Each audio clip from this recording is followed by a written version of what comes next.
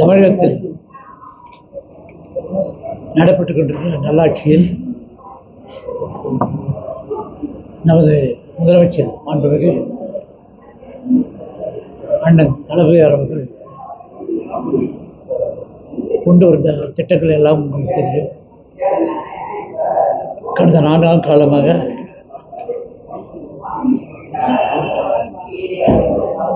இந்த தமிழகத்தை ஒரு சமத்துவ பகுதியாகவும் எல்லோரும் சமநிலையில் இருக்க வேண்டும் என்று ஒரு சமூக நீதி ஆட்சி வழங்கி கொண்டிருக்கிற தலைவர் அவர்கள் இந்த முறை எனக்கும் மனக்குழு தலைவராக வாய்ப்பு தந்து குழு மூலமாக நேற்றைய தினம் ராமநாதபுரத்திலும் புதுக்கோட்டையிலும் ஆய்வு செய்வதற்கு ஒரு வாய்ப்பை நேற்றைய தினம் ராமநாதபுரம் மாவட்டத்தில் வந்த மனுக்களில் நாங்கள் ஆய்வு செய்து எடுத்துக்கொண்ட மனுக்கள் ஆய்வுக்கு எடுத்துப்பட்ட மனுக்கள் 70. இன்றைய தினம் புதுக்கோட்டையில் எடுத்துக்கொண்ட மனுக்கள் 130. இன்றும் நேற்றும் இன்றையும் பல பகுதிகளில் சென்று நேரடியாக ஆய்வு செய்து இந்த பணிகள் எப்படி நடைபெற்றுக் கொண்டிருக்கின்றன என்பதை குறித்து ஆய்வு செய்து வந்தோம். புதுக்கோட்டையில் இன்னைக்கு பெறப்பட்ட மனுக்கள் சொன்னேன். இந்த மனுக்கள் மீது இந்த மனுக்கள் எது குறிப்பிட்ட மனுக்கள் எவ்வளவு என்ன மனுக்கள் பொதுவாக இது 2 பகுதியிலுமே சொல்லணும். 2 மாவட்டத்திலுமே இந்த ராமநாதபுரம் மாவட்டத்தில் குடித்தண்ணீர் பொதுவாக பஞ்சம் இருக்கு. குடித்தண்ணீர் பற்றாக்குறை இருக்கிறது. அதே மாதிரி அது ஒரு சுற்றுலா தலம் மாதிரி நிறைய இந்த பக்தர்கள் வருகின்ற கோயிலுக்கு வர்ற மாவட்டம் அது.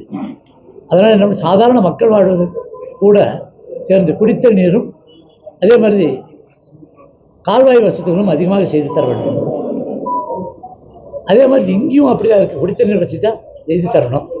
இதுக்காக நமது முதலமைச்சர் அவர்கள் இந்த ஆண்டு 1,89,800 கோடி ரூபாய் கிட்டத்தட்ட 2ஆம் நிலை காவேரி தண்ணீரை இங்கே கொண்டு வருவதற்காக இன்றைக்கி அறிவிச்சிருக்காரு. ஏற்கனவே ஒரு தடவை அறிவித்து பாதி பகுதிக்கெல்லாம் வந்திருக்கு, மேக்ஸிமம் வந்திருக்கு. அனாதை பகுதிக்கு கொடுக்கறதுக்காக இன்றைக்கி இந்த ஆண்டு 1,800 கோடி ரூபாய் அறிவித்து அது மூலமாக அந்த பணிகள் இப்போ ஸ்டார்ட் பண்ண போகிறாங்க. ஸ்டார்ட் பண்ணி ஆனால் மேக்ஸிமம் குடிநீர் பிரச்சனை தீர்ந்துடும். வேறு ஜென்ரலாக நான் ஒரு 10 ஆண்டு 15 ஆண்டு காலத்துக்கு முன்னால் பார்த்துருக்கேன். அன்றைக்கி இந்த ஊரே வேறு, இன்றைக்கி இருக்கிற ஊரே வேறு. அந்த அளவுக்கு நல்லா வளர்ச்சி பெற்றிருக்கு. ராமநாதபுரமும் நல்லா வளர்ந்துருக்கு, இங்கேயும் நல்லா வளர்ந்துருக்கு. தொழில் வளர்ச்சிகள்லாம் நல்லா வளர்ந்துருக்கு. மக்கள் நல்லா இருக்காங்க. பக்கத்துக்கு பொதுவாக சொல்கிறது இந்த குறை தான். ஒரு சின்ன குறைகளை சொல்லிவிட்டு இந்த தண்ணீர் தான் சொல்கிறாங்க. தண்ணீர் பிரச்சனை அதோட ஒரு தலைவர் முடிச்சிருவார். முதலமைச்சர் துறை பொறுத்த மட்டும் மருத்துவம் கல்வி 2 கண்கள்னு சொல்லியிருக்காரு. அதே மாதிரி மக்களுக்கு எங்கே போனாலும் சரி முதல்ல உள்ளாட்சி துறை பண்ணால் குடிக்கிறதுக்கு தண்ணி கொடுத்துருக்கணும்னு சொல்லியிருக்காரு. அதனால் அந்த சரியை பண்ணிட்டுருக்காரு. மருத்துவத்திற்கும் அதிகார நிதி ஆதாரத்தை ஒதுக்கி இன்றைக்கி எல்லா ஹாஸ்பிட்டல்லுமே நீங்கள் இப்போது இங்கே ராமநாதபுரம் சரி இங்கே சரி பிஹெச்சி எனப்படுகிற நம்ம கிராமப்பகுதியில் உள்ள இந்த ஹாஸ்பிட்டல் பூராமல் எல்லாத்துக்குமே 100% இப்போ டாக்டர்ஸ் போட்டுருக்காங்க. எல்லாம் ஃபுல்லாக போட்டு ஃபுல்லாக பண்ணி எல்லாமே எல்லா இடத்துலையும் நல்லா நடந்துட்டுருக்கு. ஆனால் தாலுக்கா மருத்துவமனைகளிலும் மற்ற குவார்டர்ஸு மருத்துவமனைகள் டாக்டர் ஷார்ட்டேஜ் இருக்குது. அதற்கு டிஎன்பிசி மூலிமா இந்த துறை அமைச்சர் அவர்கள் அவர் தேவையான ஆட்கள் வேணும்னு சொல்லி கேட்டு அதன் மூலமாக போன வாரம் தான் கிட்டத்தட்ட 11,000 பேர் டிஎன்பி செலெக்ஷன் பண்ணி வச்சுருக்காங்க. அந்த டாக்டர்ஸ் பூரா இப்போ அனுப்ப இல்லை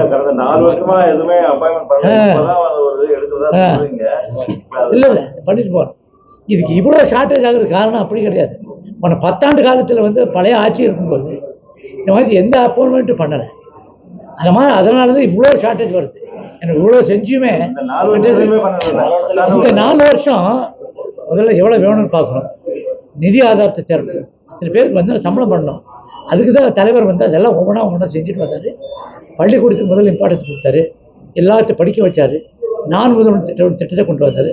அது மூலம் தமிழ்நாட்டுக்கு ஒரு பெருமை சேர்க்கின்ற வகையில் யூபிஎஸ்சி எக்ஸாமினேஷனில் இந்த தடவை வந்து 57 பேர் பாஸ் பண்ணியிருக்காங்க. 7 பேர் தான் அந்த ப்ரைவேட் யூனிவர்சிட்டியில் எல்லாம் வந்து இதில் போய் டியூஷன் படித்தவங்க.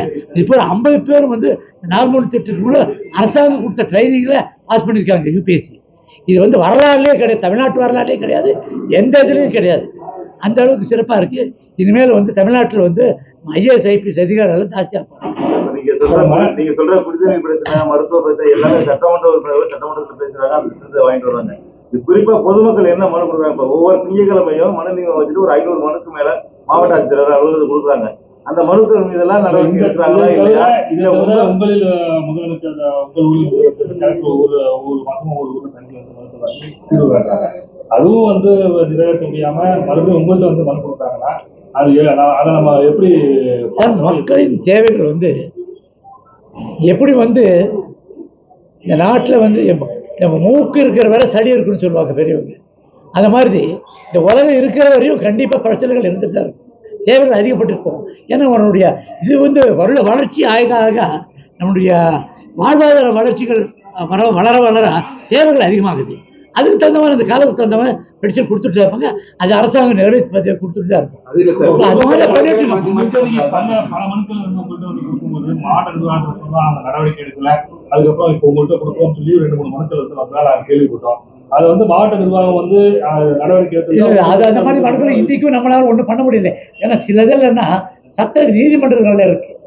இல்லை உதாரணத்துக்கு சொல்லணும்னா இந்த நீராதாரங்கள் எல்லாம் சில வீடுகள்லாம் கட்டிருக்காங்க, அவங்க பட்டா கொடுக்க சொல்கிறாங்க, நம்ம கொடுக்க முடியாது இந்த இடத்துல. ஏன்னா உச்சநீதிமன்றம் போய் உச்சநீதிமன்றமே அந்த மாதிரி நீராதாரம் உள்ள இடங்கள் எல்லாம் பட்டா கொடுக்கக்கூடாதுன்னு சொல்லியிருக்காங்க. எப்படி அரசாங்கம் கொடுக்கும்? அரசு அதிகாரிகள் பயப்படுவாங்க, ஒன்றும் பண்ணலை. நம்மளும் இப்போ அதே பதில் போகும், அவங்களுக்கு மனு கொடுக்குறாங்க. மாதிரி சில பிரச்சனைகள் போகும், இல்லைன்னு சொல்ல. ஏதாவது குறையாக இருந்தால் கொண்டு வந்து கொடுப்பாங்க. என்ன செஞ்சு கொடுக்குற முடியாதெல்லாம் செஞ்சுருக்கு. நேற்று இருந்து பார்த்துட்டு வரோம். சில இடங்களில் இந்த தண்ணி இது பண்ணால் ஆழ்துறைகளுக்கு நோண்டி இருக்கும். சில இடத்துல இது ரிப்பேர்ன்றாங்க, மோட்டர் ரிப்பேர்ன்றாங்க, அதெல்லாம் செஞ்சு வரைக்கும் உடனே செஞ்சு கொடுத்துருக்கு.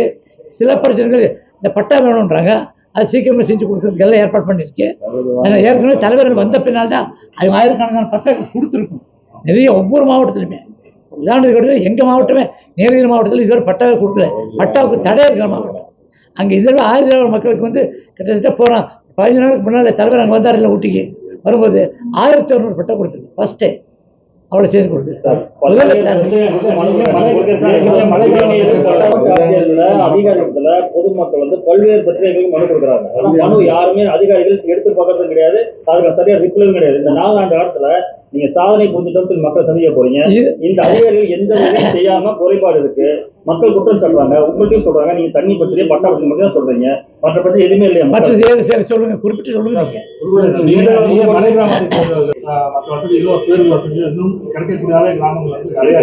நீங்க வந்து வாங்க, நேரு மாவட்டத்துக்கு வாங்க. நாங்கள் 3 தொகுதி, ஏதாவது ஒரு சாலை சரியில்லைன்னு சொல்லி காட்டிட்டீங்கன்னா நான் இவ்வளவு நாள் இங்க இருந்ததுக்கு புதுக்கோட்டை தெரியாதுன்னு சொல்ல முடியாது. இங்க பாருங்க, அதுதான் சாலை இன்னைக்கு கொடுத்துருக்காங்க, சில இதெல்லாம் கேட்டிருக்காங்க, அது செஞ்சு தரோம்.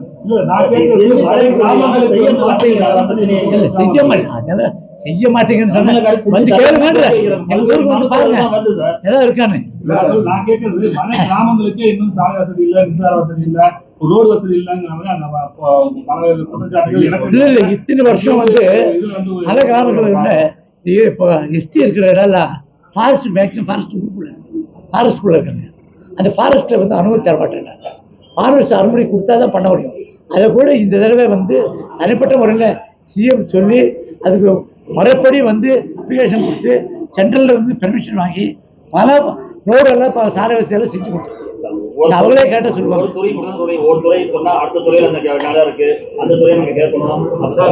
நீங்களே பாக்குறீங்க, உங்களுக்கு வந்து பொருளாதாரத்தில் வந்து நம்ம 9.69 வந்து உயர்ந்திருக்குன்னு சொன்ன மக்களின் வளர்ச்சி எல்லாமே எப்படி இந்தியாவில் ஒரு அதிகாரிகளோட நிர்வாகத்தோட முன்னு சொல்லுங்க வாங்க.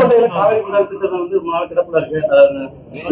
நிதி ஒதுக்கி மனதிற்குள்ள பரிந்துரை செய்யுமா சார்? இது பண்ணியிருக்காங்க. 1800 கோடி ரூபாய் ஒதுக்கி இருக்காருன்னு சொன்னேன். Right sir. சரியா?